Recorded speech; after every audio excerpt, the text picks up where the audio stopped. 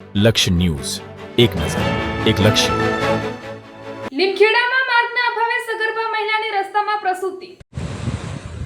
દાહોદ જિલ્લાના લીમખેડા તાલુકાના કુણધા ગામે માનવતાને શરમમાં મૂકે તેવી ઘટના સામે આવી છે. કુણધાના બાજીપુરા ફળિયામાં રહેતી એક સગર્ભા મહિલાને પ્રસૂતિની પીડા ઉપડતા હોસ્પિટલ ખસેડવા માટે પરિવાર નીકળ્યો હતો, પરંતુ પાકા રસ્તાના અભાવે તેમણે રસ્તામાં જ ખુલ્લા આકાશે પ્રસૂતિ કરાવવાની ફરજ પડી હતી. વિકાસના મોટા દાવાઓ વચ્ચે અહીંના ગ્રામજનો વર્ષોથી રસ્તા માટે વલખા મારી રહ્યા છે. ચૂંટણી સમયે જે નેતાઓ અંડરબ્રિજ બનાવવાની બાહેંધરી આપી હતી, તેઓ આજે સત્તામાં હોવા છતાં ફળિયાની દુર્દશા તરફ આંખાડા કાન કરી રહ્યા છે. લોકોના જીવના જોખમે વિકાસની પોકળ વાસ્તવિકતા છતી થઈ રહી છે. લીમખેડાના કુણધા ગામના બાજીપુરા ફળિયામાં રહેતી સવિતાબેન રાવતને વહેલી સવારે પ્રસૂતિની પીડા ઉપડી હતી. પરિવારજનોએ તાત્કાલિક આશા વર્કર મીનાબેન કટારાને જાણ કરાતા તેઓ ઘટના સ્થળે દોડી આવ્યા હતા. સ્થિતિની ગંભીરતાને પારખી આશા વર્કરે તુરંત 108ને ફોન કર્યો હતો, પરંતુ ફળિયા સુધી પહોંચવા માટે પાકો રસ્તો ન હોવાથી એમ્બ્યુલન્સ ત્યાં પહોંચી શકે તેમ ન હતી. અંતે મહિલાને ચાલીને જવું પડ્યું હતું, પરંતુ રસ્તામાં જ પીડા અસહ્ય બનતા આશા વર્કરે અદમ્ય સાહસ દાખવી રસ્તા વચ્ચે જ સુરક્ષિત પ્રસ્તુતિ કરાવી હતી. જો આશા વર્કરની સમય સૂચકતા ન હોત તો માતા અને બાળક બંનેનું જીવન જોખમમાં હતું. આ વિસ્તારના અંદાજે 1200 થી 1500 લોકો માટે લીમખેડા પહોંચવા માટે કોઈ માર્ગનો વિકલ્પ જ નથી. કોઈ પણ આકસ્મિક બીમારી કે પ્રસૂતિના સમયે ગ્રામજનોને ભારે હાલાકીનો સામનો કરવો પડે છે. ગ્રામજનો લાંબા સમયથી અહીં અંડરબ્રિજ બનાવવા માટે માંગ કરી રહ્યા છે. ચૂંટણી સમયે જ્યારે સાંસદ જશવંતસિંહ ભાભોર અને ધારાસભ્ય શૈલેષ ભાભોર પ્રચાર માટે આવ્યા હતા, ત્યારે ગ્રામજનોએ તેમને આ સમસ્યાથી વાકેફ કર્યા હતા. તે સમયે નેતાઓએ અંડરબ્રિજ બનાવવાની જાહેરાત અને બાહેંધરી આપી હતી, પરંતુ ચૂંટણીના લાંબા સમય બાદ પણ પરિસ્થિતિ જેસે થેની સ્થિતિમાં છે. રિપોર્ટર યાસિર ગુડાલા, દાહોદ. મારું નામ કટારા મેનાબેન મંગુભાઈ છે. હું આશા વર્કર છું.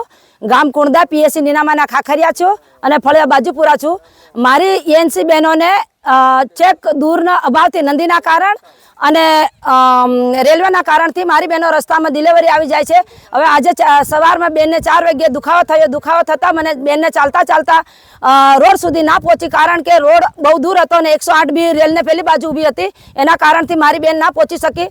રસ્તામાં જ મારી બેનને અહીંયા ડિલિવરી આવી ગઈ છે, એટલે મારી બેનને મેં જાતે ડિલિવરી કરાવી છે અને ડિલિવરી કરાવીને 108 વાળા ભાઈને હેલ્પ કરી લીધી છે. પછી મેં 108થી CSCમાં લઈ ગઈ અને માતા અને બાળક બંને તંદુરસ્તી છે. પણ મારા ગામમાં રોડ ને રસ્તા કે ઘર નાળું કરી આપે તો સૌથી સારું, કારણ કે આવી રીતના હજુ મારી સગર્ભા એનસી બહેનો બહુ છે. હું કેવી રીતના ચોમાસામાં લઈ જઈશ, નાળામાં પાણી ભરાઈ જશે, હું મારી બહેનોને કેવી રીતના. અને બીજા તો એ તો ખરું છે, પણ બીજા બી ઝાડા ઉલટી હોય, કોઈને તાવ માથું હોય, કોઈ એક્સિડન્ટ હોય કે ગમે તેમ હોય, તો મારા ભાઈ બહેનોને કેવી રીતના અહીંયા વરસાદના કારણે લીમખેડા સુધી પહોંચાડીશ, એવી રીતના મને બહુ દુઃખ થાય છે. તો ગમે તેમ કરી જસવંત ભાભોર સાહેબ, શૈલેષ સાહેબ બધા થઈને મને રોડ કરી આપે, ઘર નાળું કરી આપે તો ખૂબ ખૂબ આભાર એમનો.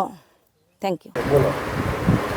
મારું નામ મગનભાઈ કાળુભાઈ રાવત, ગામ કુણધા, બાજીપુરા ફળિયો. અમારે છોકરાને 3 વાગ્યે દુખાવો થતો અમે મેનાબેનને જાણ કર્યું તો 108 વાળાને મેનાબેને ફોન કર્યો તો 108 આવી, પણ રેલની આ સાઈડે આવી. હવે આ બાજુ હડપ નદી છે અને આ બાજુ રેલવે છે.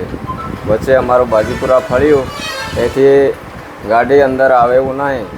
તો અમારે રસ્તો છે ને, રસ્તા રેલની નજીક સુવાવડ થઈ ગયું અને ત્યાં રસ્તો છે ને, એટલે પછી અમે આવી શકાય એમ નથી. લીમખેડા આવવા માટે 9 કિલોમીટર જેવું થાય, તો અહીંથી કોઈ અવાય એવું નહીં.